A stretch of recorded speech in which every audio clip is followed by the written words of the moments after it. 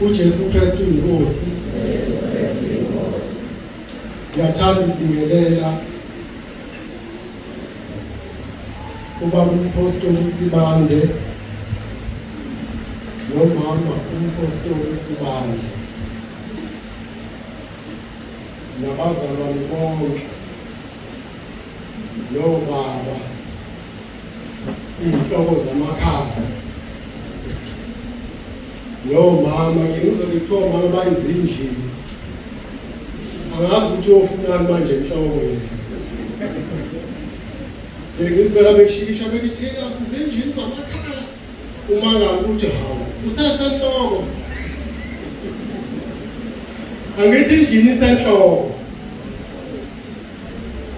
manje mawuyinhloko yomzimba kaDlakude isisu sikaDlakude sikhona yini la ngiyathanda ukubingelela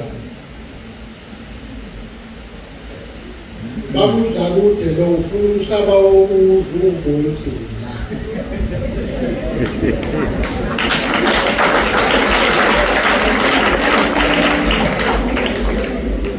angitshontshile ukuba la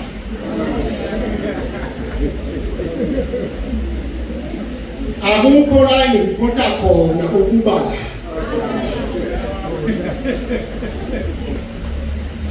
into yenza ngibe la yingenxa yento engiyitshelwe nguJesu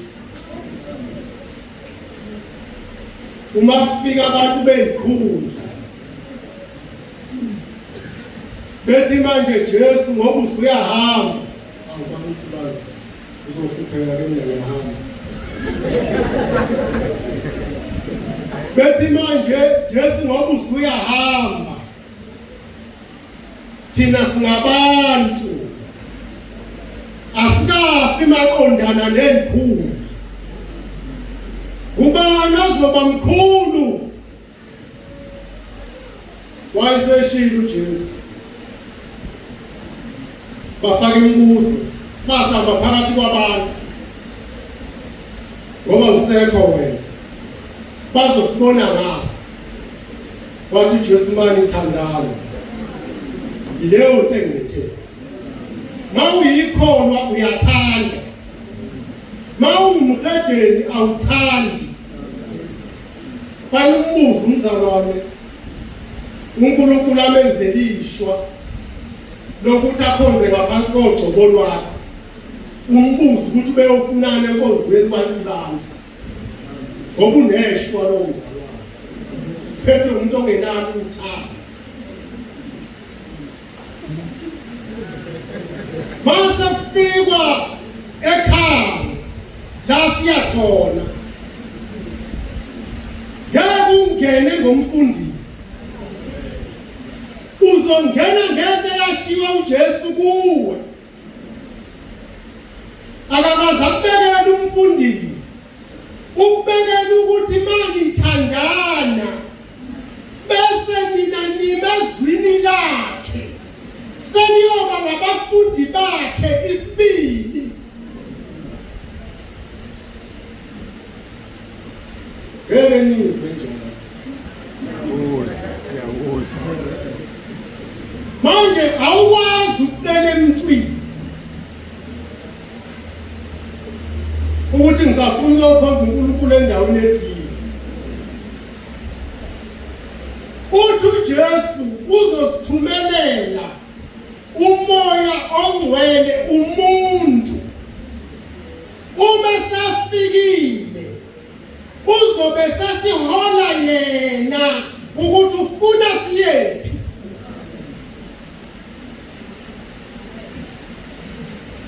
angizohola ngabefundisi abathwele ngizohola umoya ongcwele anizuhola ngabefundisi abaphingayo nizohola umoya ongcwele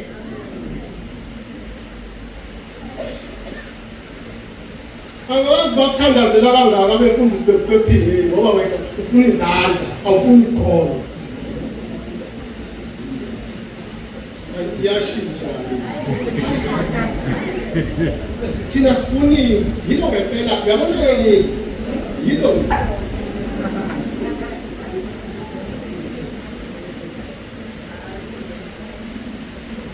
ayibonga Nkosi ngiyabonga ukuthi ngemukeleke kahle kodwa nami kulothofoza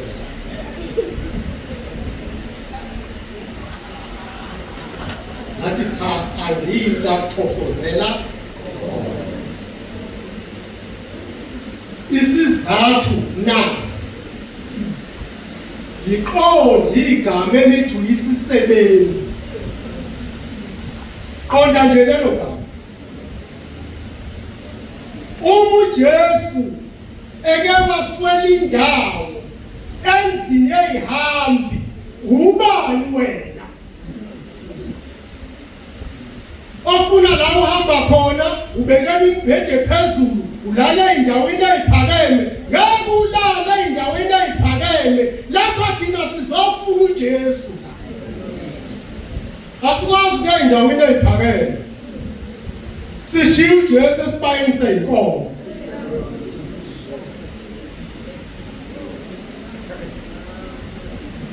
ayibonga Nkosi amen amazi ukuthi bekwenze njani uthwapeni mhlawumbe bayibheka kahle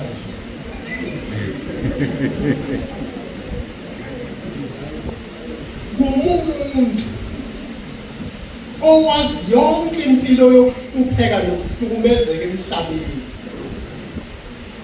kumuntu owayedla ukudla kwezinja kumuntu owayelala esibayeni seyinkomo uma iy'nkomo zingabuyanga engekaya endlini yezishaya kumuntu owayegeza amabhodwe maqedana ukudla okuphekiwe yena angakutholi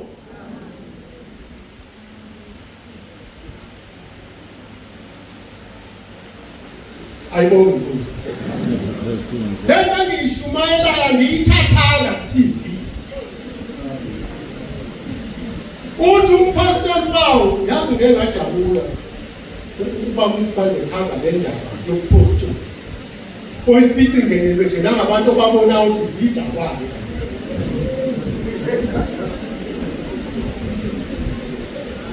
uma eyilinganisa kahle ukuthi uPaul uthathe upostoli kubese kufakazeka kini ukuthi kwayena umpostoli Paul ukufakazeka wathi ngabe ngisathintwa umuntu ngoba emzimbeni wami sengiphethe izimpawu zikaKristu okusho ukuthi nguyena omenze wangumpostoli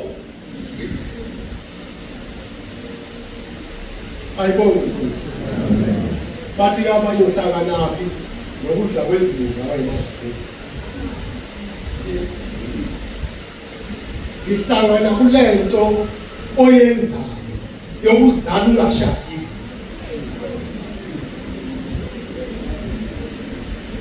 sitholile uma sikhuza ukuthi musukudala ingane ezizojike ibizwe iningi ezavundle iziswini zenu niyibize ngamaphara iy'ngane zamanye amakhosikazi nami-ke ngayithola ngizaleka kanjalo umama ongizalayo wabuyela kubo engishiya nginey'nyanga ey'ntathu ngazohlangana naye ngo-2018 eRoosboom yayizwa lento engitshelayo kuthiwa ngangithi uma ngikhala labe ngihlala nabo ngoba umzali ongizalayo akekho baquba uphuthu balifake edemini ngigijima isidakwa sophuthu siyovala la ngaphuma khona idokwe uma sengikhala ngishaya ngiphekwa ukuze ngikwazi ukushumayela ivangeli ngingancengeli lutho ayikho nje into engiyenzile Angifune imali yakho, angifune lutho lwakho, kodwa yekela amadoda. Kwela bejoyina kumjikelezelo. Isona esikhulu uvele uyolala nendoda ungashadile usulikhiyile iphakade lakho. Ngoba lezi ingane oyizele zizophila impilo eyaphilwa ngoDlakude. Okwakha bayongena ngonyaka ozayo esikoleni nanamhla lokho awukafiki lowo nyaka.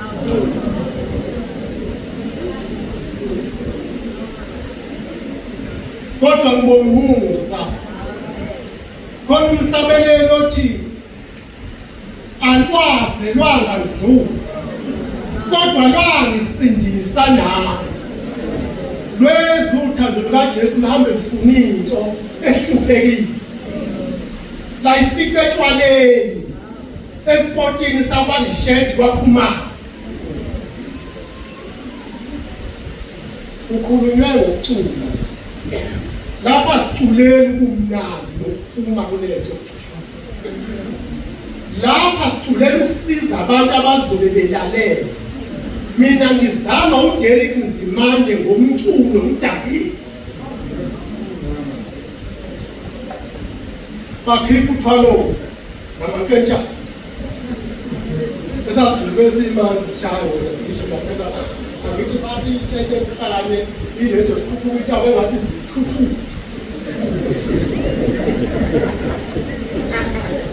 Ngoba iculo likaMaskandi lisuke lizophamba ubumaskandi okuphila kuwe. Uhamba ungazofika kude ungakuvanga ukukhathala umthwele ekhanda uhashela imhlophelo kehlabelela ungasakhuluma washintsha umngane wami esasidakwa nawo ngisaphumile ngizawopha akazi wayithatha phela ikhasini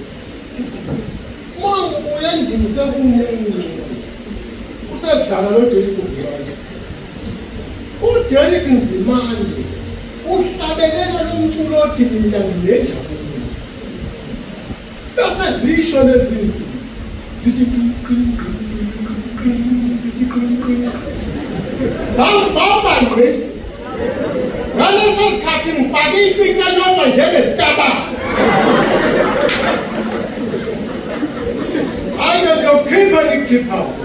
Mina ngisho lokhu uNkulunkulu afuna ukufaka. Angaze mbuze umfundisi uthi icicini yakho wayimusukho. Kwangena umculo womuntu athandazayo uhamba kanye nomoya ongcwele wathatha isandla sami icicini ngakhipha kanje. Angikwazi wena ngokuligqoka uma unesile la ulikhumule ngokuza.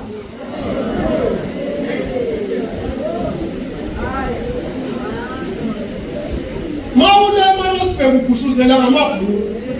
Mhlakuthiwa kwenkonzweni uqala ufunda isiketi.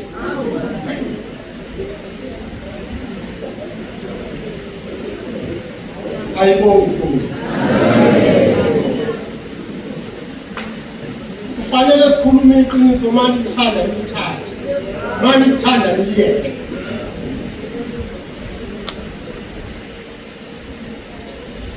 Ngakhula angene etshwaleni angene esabini ekhaya ngimnumzane ngaphezulu kababa ngendlela yokubuka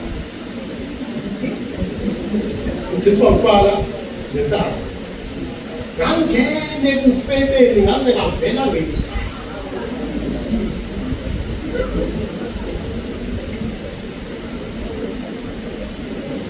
wathola insizwe endini ungakakhona bayazazi ukushabana kathola insizwe endini ingakakhona mase ngiphendukile ngaya kubo wayi intombazane ekhaya ngafika bebasi inkuni zomtholo lalina ngangena ekhishi hayi ekhishi lechibeni ikhishi into manje ngafika intuthi shisha basukuma baba bengenaJesu bayizigebengu umama wale ntombazane waphuma wathi hayi umkhwenyana uphambe uthi ngumkhwenyana ngikhipha ngishiya ngase ngivuka ngedo ngathi khona ufike enhliziyweni yami wangitshela ukuthi le nto engiyenza nengane yakho ikuphinga ingamanyaka ngangisukuma ngami kodwa imali yokondla ingane ngangiyisa kubaba wakhona angikwazi ukuyonika yona funa nginika ubaba ngase ngiqhubeka-ke bamsibande ngishumayela phela ngithi ukushumayela ungakaboni izono zakho ngathi ngisesiteji wathi nje umoya engcwele yonke into eshumayelayo kanye ziphi ingane zakho watshela abefundisi ababesiphethe ngaleso sikhathi bathi hayi abantu besifundiswa nje sesine kuvele khona lapha umuntu ozogadela lezo ngane ukuthathe khona ngazile ukudla inyanga yonke ngabuza uNkulunkulu ukuthi ikhona leyo nto yokuthi ufike ukwaze umzali waleya ngane ngomkhonto uzalisa ingane yakhe bese uzobheka khona la ushiye leyamzali nomkhonto wathi nje umoya ongcwele kuwena oqalezi yangane kanye nomina nakhuluma ngeva ngelasefika ngathi ngiyabuyela babusi bami ngamfika angithi waye ingane mina ngidala ngaleheziesitolo njengoba kwenziwa nje namhlanje ulaka lezisitolo amakhisi amadala ngayifika le ngane isiqomene nontanga yami isikhulelwe ingane esingaki-ke manje ngase ngima ngathi hayi wathi umoya ongcwele wena uzomthatha nale ngane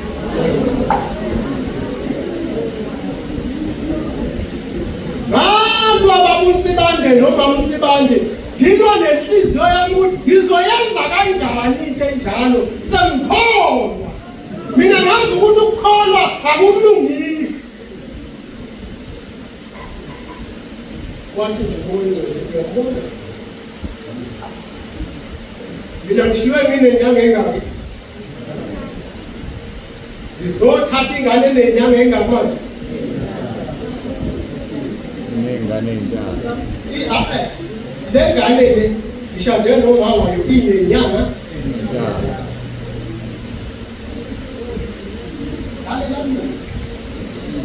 wathi usathane uyafende ngikhuluma igcwele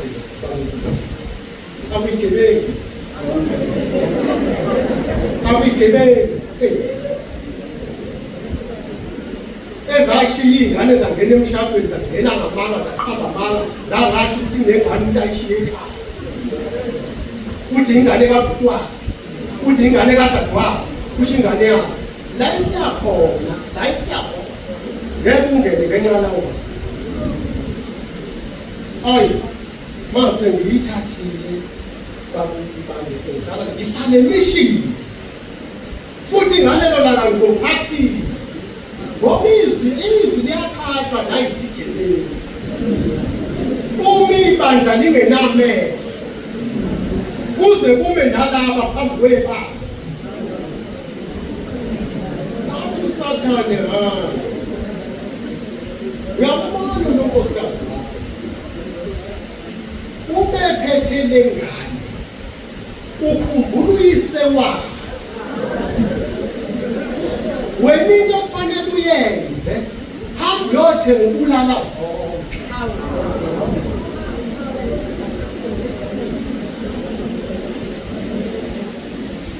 washona khona namkhuluma ngomuntu ohamba amatende oshumayelayo njengoba nawe ulapha endlini nje uyisigelekele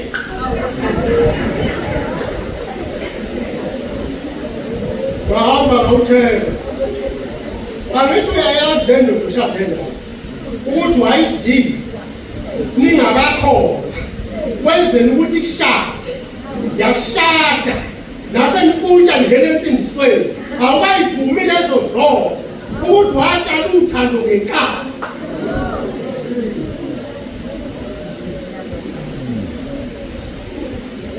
ngabuya nawulala zonke manje igona lengane sengokuvukile amasika wavuka wangathi uvulala ase ngumthukuzo ulala zonke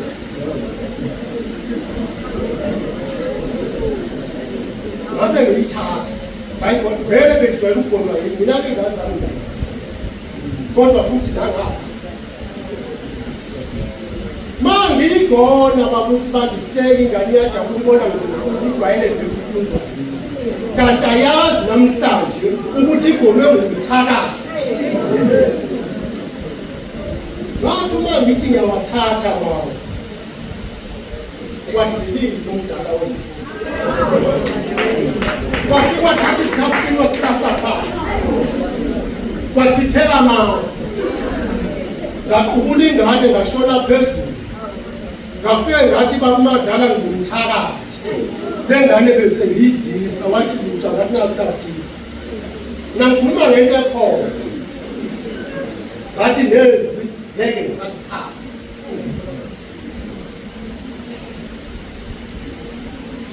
ilengathi ifunde ngizona ngitshela ukuthi babekhona lapho washakala indala manje uzokwenza 23 na 22 angilali naye lezi babazalwane angilali nayo intombazana kodwa ngilali nayo phewe igama lokuthi ayizalwa yini andiyithandi kwendlule zami ngalo kuyafakaza njalo wena owalahle ingane wegama lalelani akuyona into enkulu ukuthanda ingane engazalwa nguwe uyajululwa njengoba nethi nje komama awuthanda bonke nezifele zakhona uthanda akuyona into enkulu ukuthanda imfene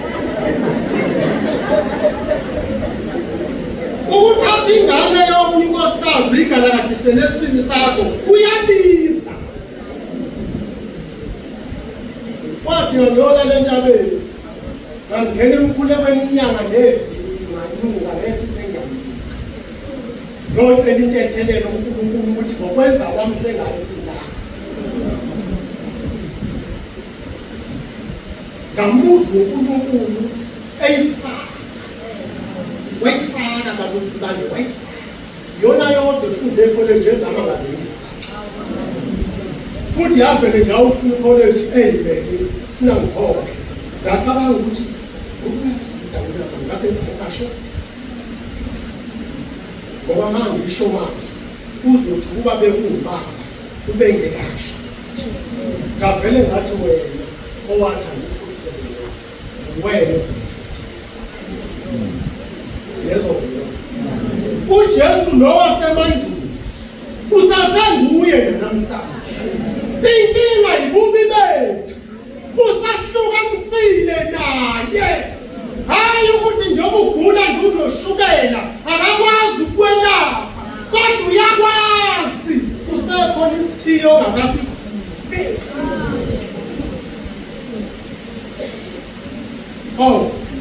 wamshabala kanti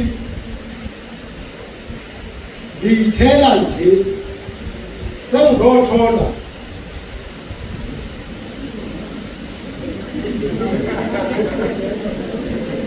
angithi ndibonile ingabe ndisaqhubeka kwase kungificile angithi ndifuthi yini le angizwanga hayi ngase ngizothola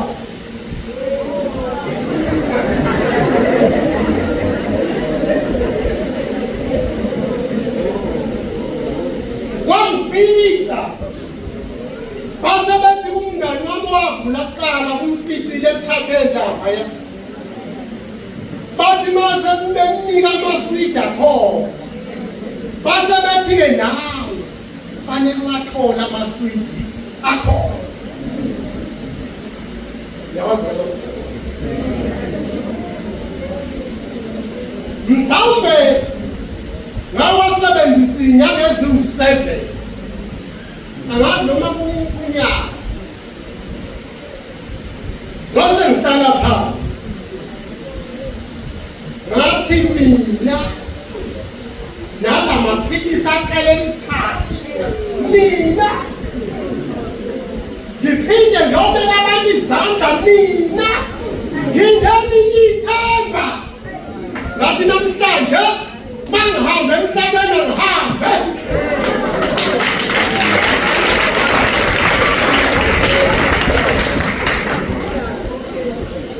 Ngawathatha ngawajikijela lezi unyaka wesithathu benguphethe ngehlukene nawo.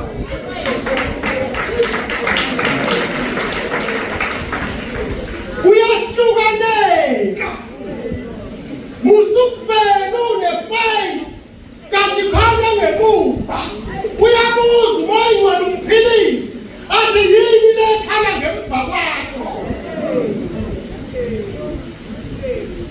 Yabona indaba yokukholwa bazalwane akuyona into elula, akukhona ukubalula ukubasela isithando somlilo kuthiwe ngena, kodwa kufuneka bekhona into ethumba ingqondo ithi kufa nokufa yangena. Base kwenzeka i-abortion ezulwini uJesu engakafiki asume especially ngenxa yomuntu okholwayo.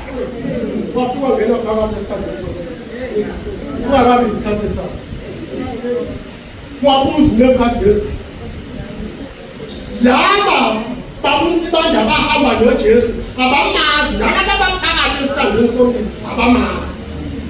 Uzokwembulekela uNebukadneza uthi uNebukadneza ngathi sifaka abantu abangaki bathi laba sifaka abathathu uthi lona hayi kukhona wesine ofana nendodana yophezonke akangazayibona kodwa isizembule kuye.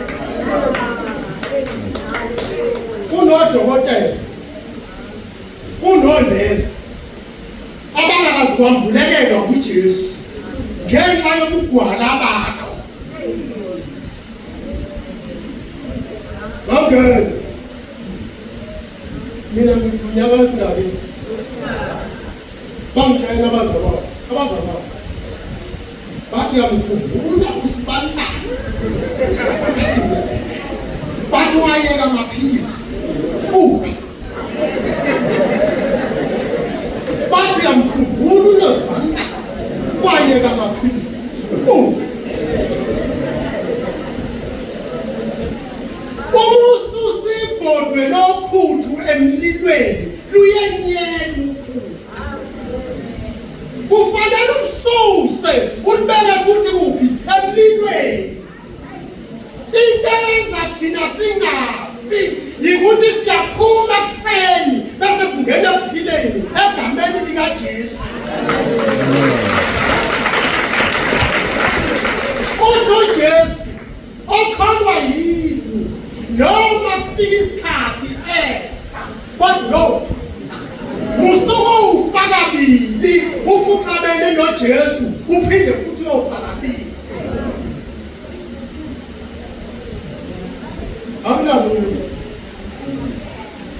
baba baza bonke abazalwane bakhe bangugweme bakhe bangugweme nakangazi ukuthi abazalwane kodwa ungabone kahle ngefoto bakhe bangugweme wafuza bafaka bathi bakuyela amaphilisi ukangeni yabona nje bana ngazabala iminyaka emibili bathi ngeke afike kwethu yabona base ngifike kwesithathu sekuphelele sengingene kuNkulunkulu Baba ngangena kuJesu sengimoya weJesu umela kwezisi sekufanele uhodla ungaka bathathemo bathatha. Ayibona. Ngizama ukuqinisa abazalwane ukuthi into ekhubaza wena ungafiki uyigwa.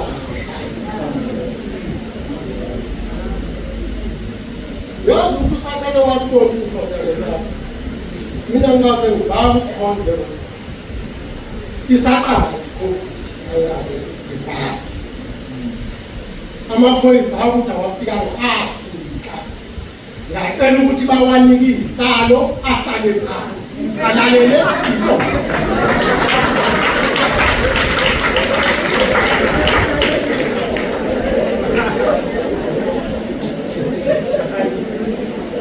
Into yenza uNkulunkulu.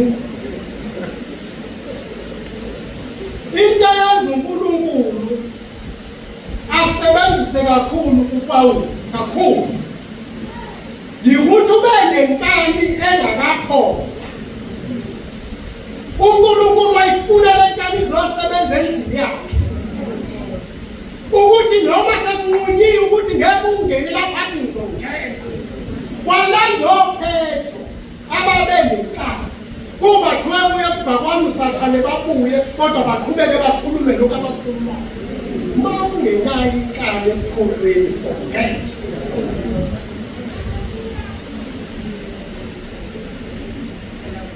Ayibona. Bengizama nje ukufakaza ukuthi ikhaba zona. uJesu uyakhuluma. La ngumnikazi. Umngane wami omkhulu yena wayephethe hlabiki.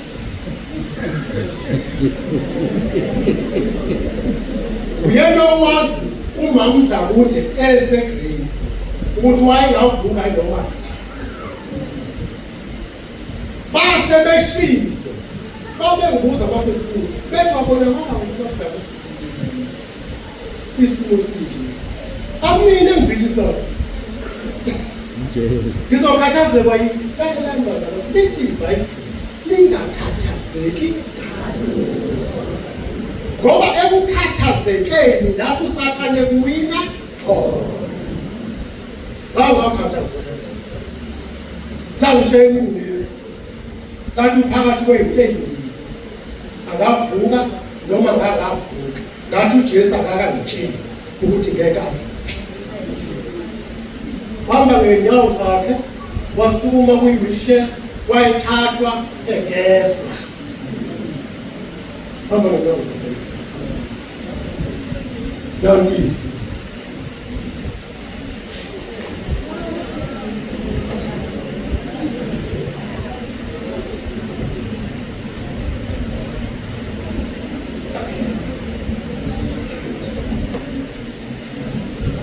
Colossians chapter 3. Uyabona nje ukuthi mina isikole ngizama. Kodwa hayi ngiyaqeqebulela ngeBhayibheli. Futhi ke sengise ngingenelele English lemanje.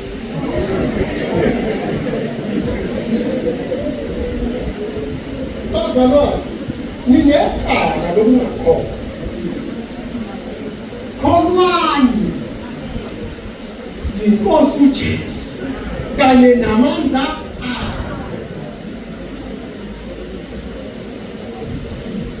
manje sengivele wasusa ngizala bazokuba ibhele iphethe yini phethe isintu lapha phethe Dlakude lapha phethe abelungu sengivela ngapha Dlakude mase kufike laba abahlakaniphile abafundile kuyengene lapha khona yithi thini bathi hayi ukuthi ufune lezi kuphela ngasigeleke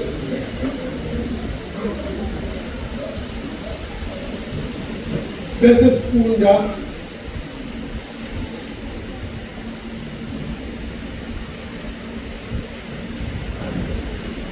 cishe sifika lapha verse 9 base Colossians chapter 3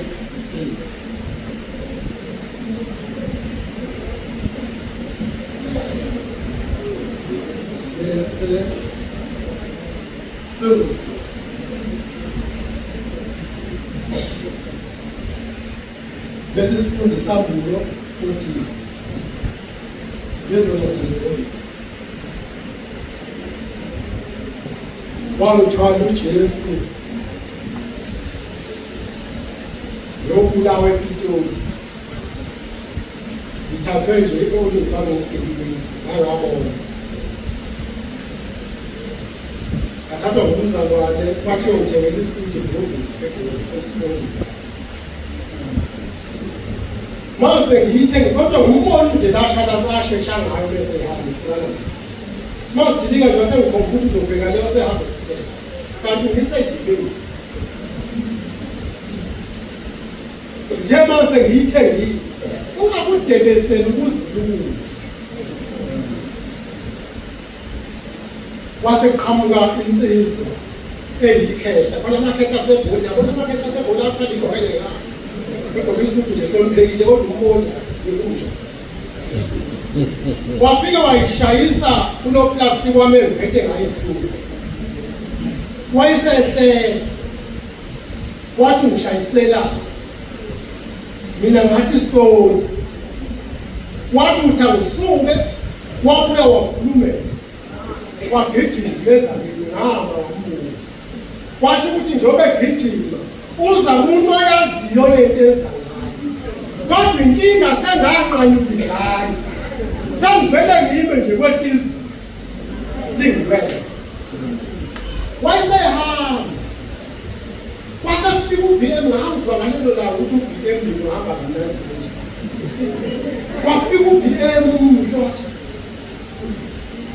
wama ngaze ngithuka ngakhe wayesethi lo baba bathini laba bantu ngithi ngayi uthi ngiyamshayisa wesekhomba intombazane yayisezweni wathi yayibona intombazane esezweni nayo bebeyibamba manje ngiyithatha ngiyoyibeka eJohn Foster nawe ngicela ugibeze ngiyonibeka eJohn Foster ngoba njengoba bekwenze nje bazohlangana nawe ngaphambili awase ngeke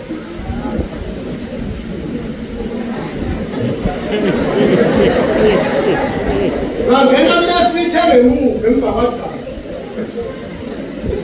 ngesudu yami ngase ngiyibeka nje manje ngithi ngiyayibheka intombazane lesithathene nayo iwasusile amashini yabeka wayo la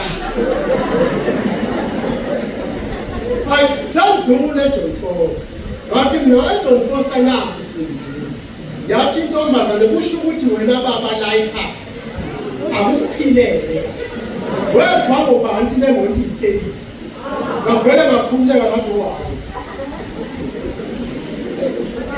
sazala umlomo hayi siyoshona ePitoli sisuka la eJohn base bephume emgwaqeni beshona emahlathini yaphume yahamba iphume emgwaqeni yaze yayofika endaweni okunotshani kune-stop nonsense esakhiwe lezi-stop nonsense zeyilele zisahiwe yafika yahamba lapho wayisedilika lonema lapha wathi bethanile yona base bephuma bezoqhubile lomunye wabekumenzela ubaba uMadlala nomama uMadlala ngibashiye olumfana ngizokuya ntana lomunye wabeka isibhamu wathayile kaleyo njanini ngezwa kungena imoto engakaze ngizizwe angikwazi ukujika nakulenza kwangena amakhokweni awu-2,000 ngezinye izinto engizenzile zathi uma ifika seyiqimbile ngenxa wanginika amandla ohamba nami wathi njengesa nangazi nokuthi kwenzakalani ngase ngithi futhi angazi akushongo mina kodwa kwaba khona into ebhoda la yathi ngicela ningilinde ngisafona khona umuntu engizomfonela uzofika manje angithi ngofoni yami kanti dawe ithathile lona wangqongqotha ngomenze ekhaya wathi uzofona wathi yini wathi lona kwaphakathi kwamangikhulumi ngalojotsho ngoba ngamvesho kanjalo basemthingela ngivala amehlo bathi asikwazi ukuvaliswa bangithiwa ngenkulu inhlamba asikwazi ukuvaliswa ngokuhlamba bangithi igazi ngenhlamba zeke kuvalise ngamehlo ngathi ngibukeli hayi ngafona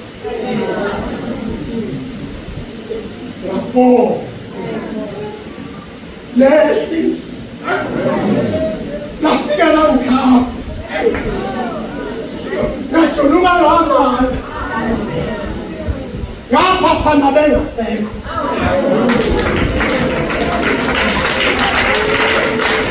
iyatholakala le nto kodwa idinga ukuthi ube ngcwele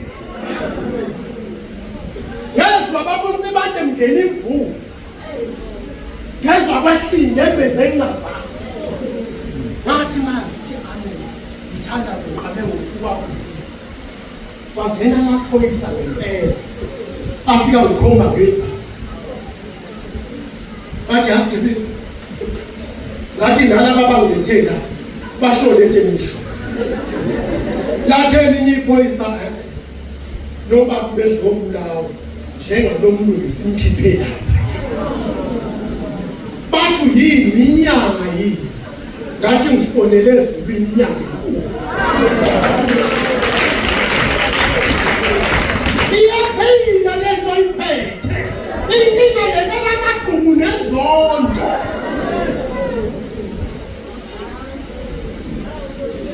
bangithatha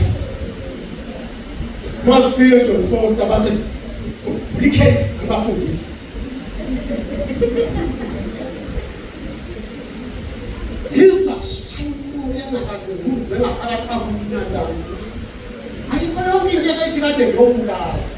ngathi mina ngithini athi amaphoyisa case ngathi inhlangano ithethi ngeke ngisaphila zoyisula usadilile omdala wethu wafika wangazi wabenza kodwa ngiyakholwa lapha bakhona bayamazi uJesu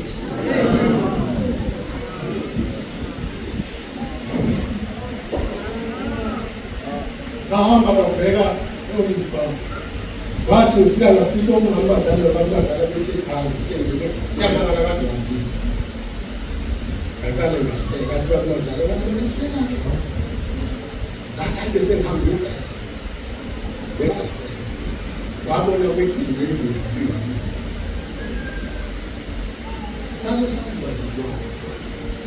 uyabona manje ucima umlilo la intabeni kaJehova ngeke ngiphinde ngibale ngona umlilo bazalwane awutshalwa yibugakho utshalwa ukuthi nibe ungamane wenze lutho ngaphambili kodwa ulungise indaba yakho noJesu wathi ukuhlekulela uyazuma akukhona kwethu sonke kodwa ngokomuntu uNkulunkulu ambulawula umbono ubona amabandla enjena nje umfundisi osuke ebizelwe lapho ufike umthatha ibandla ngesonto alibekela ahamba eNkulunkulu uNkulunkulu amtshela ukuthi manje uzolisusa la ulibekela ngokuthi bayavilapha abanye babo bese bethuma ingane bayizele ezingayiphili impilo bathathe phezulu baliphonse phansi uthole ibandla lithi bathi hayi kodwa leli phasela ngifethu uNkulunkulu bekhona kufanele khona njalo yikuthi sisetshenziswana kanye nabantu abangayiphili impilo engcwele ufunani phambi kwebandla lakho uJohn ufunani phambi kwebandla uvuka endodeni ngumzimba kaJesu lo uma baba uzophatha isidlo mina nini ijabule bamsibande ngene ngingelayo lapho kuthela khona ufiwe noma ubani musukuba ngumuntu obhizi ngombhede ubuzophatha umzimba kaKristu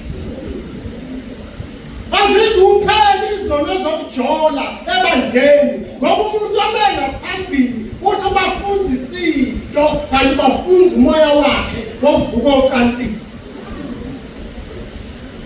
hayi kodwa kuthi ngikukhuluma ukuthi njalo ukhulume kanje ukuze wena usizeke udlisidlo wehlulwa ukuhlonipha indoda yakho, udlisidlo uthethisa unkosikazi nagibele emotweni ningakhulumisani, niqala ukukhulumisana ngoba ningena apha emnyango nenzela abantu ube mbuku uNkulunkulu. Lesi sidlo sidlile ubuyideli ikala.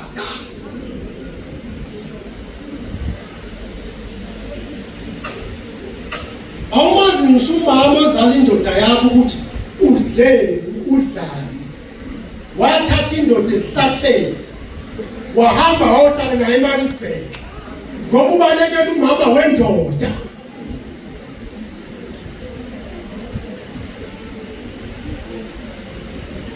Siyaya ngoba zalwana siyaya.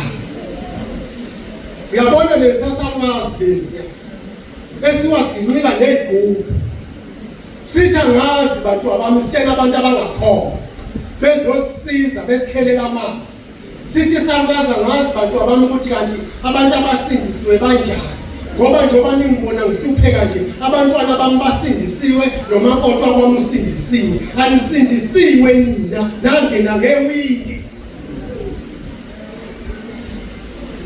Awufunde verse 1 la.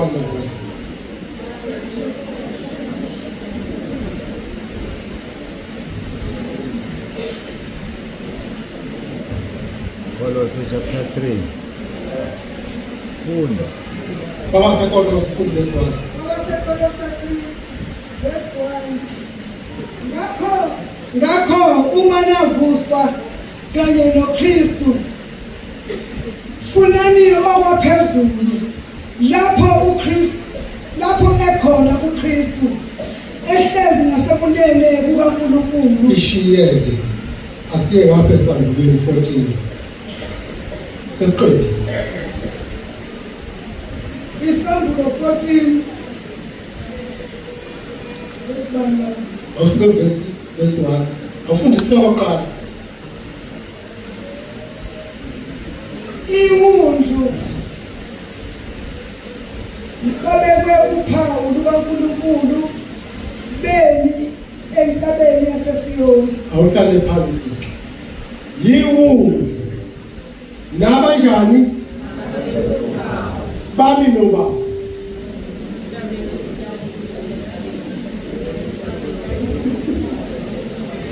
iwundlu limi nababekwe uphawu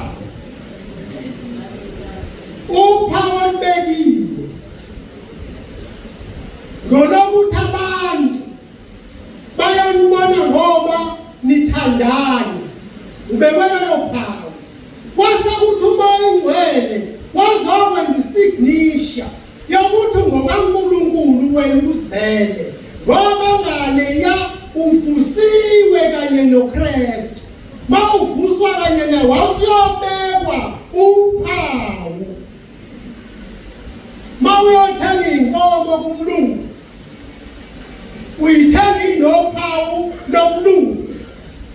Mawufika ekhaya uyishaya olwakho uphawu ngoba sewungwena umnikazi wayo. Uzuzoyibona ngophawu lwakho. Njengoba nishaywe uphawu umoya ingcwele ukubona ngalo uphawu. Abanye bagibela imbiza uma nibhalwa amagama enu ayathathwa.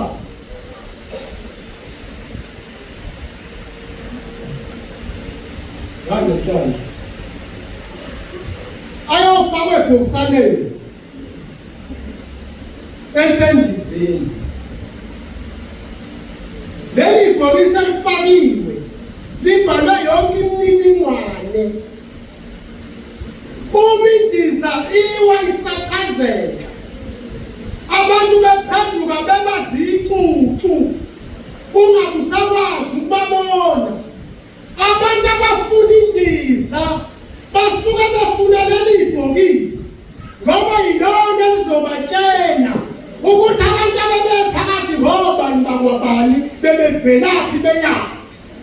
Abanandaba ney'ncucu zendiza kodwa ibhokisi uNkulunkulu ukufaka inhliziyo wasefaka kulo umoya oyingcwele mawusulahlekile umoya oyingcwele ufuna ngenhliziyo athi athi ukuphi namanje yamemeza kabi uthi uthi ukuphi na uthi uAdamu ngizwisi la uAdamu uqaleni ukuzwisa kaNkulunkulu uqala namhlanje usabonile ukuthi usesonile ubona kumuva uNkulunkulu njengoba uNkulunkulu athi Adamu kuphi hayi ukuthi akamboni uyambona kodwa ubona isitulo sakhe asisekho sekuhlezi omunye umuntu manje uNkulunkulu akayitshela ukuthi uAdamu ngoba uAdamu uyazana naye manje Adamu Sashe khona Adamu uyazi khona into enje babusibani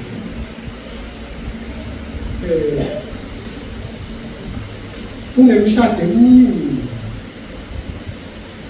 nala ikhona edivosini kodwa ngeke ubabone ngendlela abayiyona kodwa badivosile bonke ubaba udivose umama udivose ubaba bakhona lento yenzeka kanjani uma sebelele ebusuku kuba khona umuntu ophelelwa umthongo phakathi kwabo angalala ethi kodwa ngangingenwe yini ngishada nalento njengenamali engasebenzi yazi ngangibona ngashada nobaba usibani bakhe ngalokho usumdivosile umyeni wakho naye ngapha uthi ngangingenwe yini ngishada nomama onjena ongafundile ongelutho laba phambi kwethu kufanele sivume lezo zonke zokuthi uma sesilele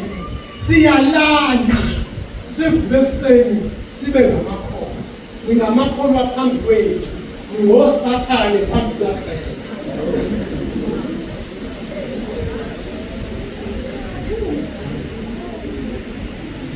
uyazi ukuthi lento engiyishoyo ngiyayazi and ngiyenzeni izinto mina mangiyiwele ngabe ngimange inyawo zami abantu bangihlekise ngoba uNkulunkulu bekwazi ukuthi woza lapha ngoba uzotshela mina ukuthi angikhulume lento ukuze umbone yena imange inyawo vele uyazazi mawulele indoda yakho uyayipalela ngoba ayisebenzi mawuthanda uqinisele kodwa namhlanje ukukhululwa kwezulu eziningi igama likaJesu uthi uJesu ongivuma phambi kwabantu uthi nami ngiyokuvuma phambi kwabantu sihamba naneyintombi okubonakala ngathi izintombi kanti zithengele izinsizwa zikaGesi bona umuntu ungathi akaxakelile kanti kunendoda alala naye ayithenge isitolo yogesi mawukhona phakathi kwethu uze ukuthi kukhona la uNkulunkulu emlahla khona yima ngeenyawo ukhulekise uNkulunkulu amfundisele uNkulunkulu akejwayele ukukhuluma amanga into ecasula uNkulunkulu lokhu uzenza ngathi awunasono uyikhohlisi yima ngeenyawo idinga lendoda yakho yima ngeenyawo uyahlupheka la ikhona wena wathatha indoda yakho yima ngeenyawo wena ungaqisiseli ingane kankosikazi wakho ayikho ihlale ekhaboni kodwa wena ukhona musuqinisela yima ngeenyawo ngoba uyaziwa ukuthi ukhona ingane kankosikazi wakho ihlale ekhaboni kodwa ushade nonini uyofika nini la uxola khona uyofika nini la uxola khona izinto zakho zifasekile akwenzeki lutho ngoba ingane ngoba izalwa nguwe uyipanishile, uyahlukanise nonini, kodwa wena uyahamba uvakashela uma wakho, yima ngey'nyawo zakho, uzothola ubaba umfumane bazosithandela.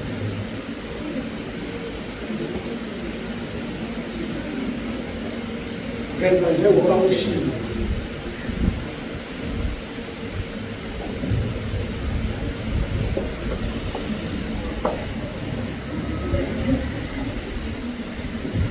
Kete yako, gomivela, zimbi, kete yako,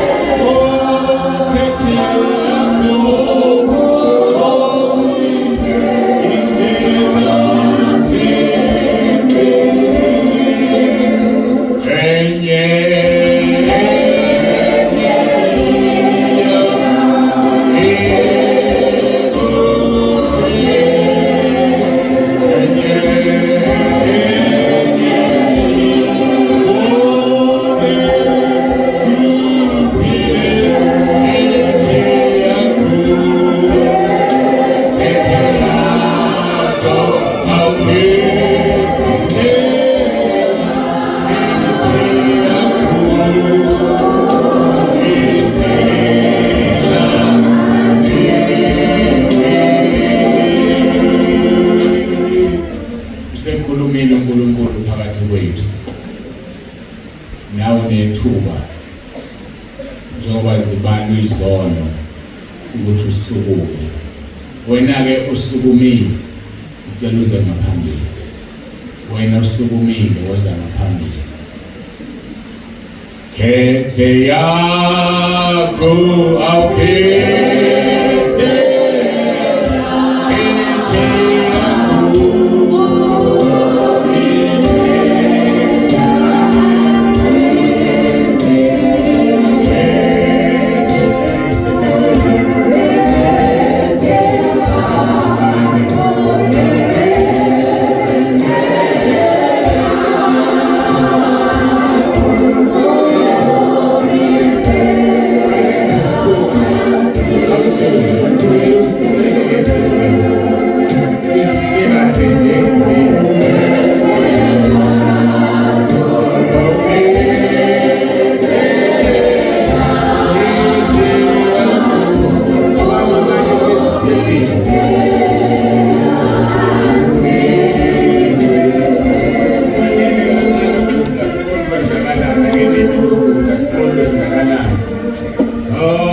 okay.